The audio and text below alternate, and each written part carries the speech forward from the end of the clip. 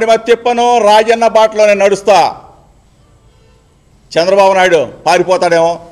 జోగి రమేష్ మీద 4 కేసులు పెట్టేసి ఇప్పటికి ఇది 5వ కేసు అసలైంది పెట్టేసేసి అరెస్ట్ చేసేసి 2 నెలల్లో 3 నెలల్లో బొక్కలు వేసేద్దాంలే అని క్షణికానందం పొందుతున్నాము.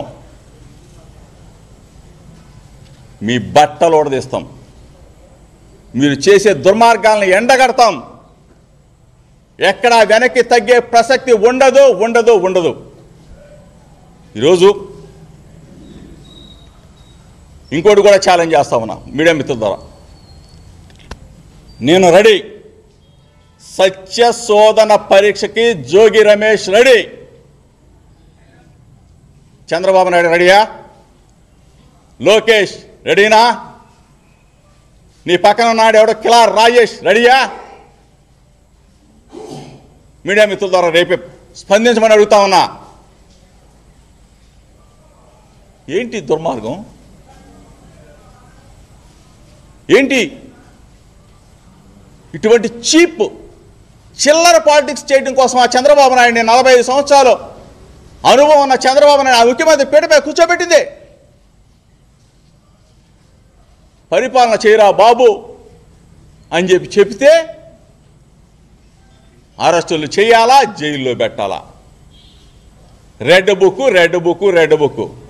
ఒకటే చెప్తా ఉన్నా, రెడ్ బుక్కి ఫైర్ ఫైర్ ఫైర్ పుట్టిస్తా, ఫైర్ పుట్టిస్తా ఛాలెంజ్ చేసి చెప్తా ఉన్నా. నేను చెప్పిన మాటలు మీడియా మిత్రుల ద్వారా చంద్రబాబు నాయుడు వింటే, లోకేష్ వింటే స్పందించాలా? వినమని చెప్తా ఉన్నా, స్పందించమని చెప్తా ఉన్నా. తిరుపతి వెంకన్న సాక్షిగా నువ్వు చెప్పగలవా? లేదు సత్య శోధన పరీక్షకి రాగలవా? చంద్రబాబు నాయుడు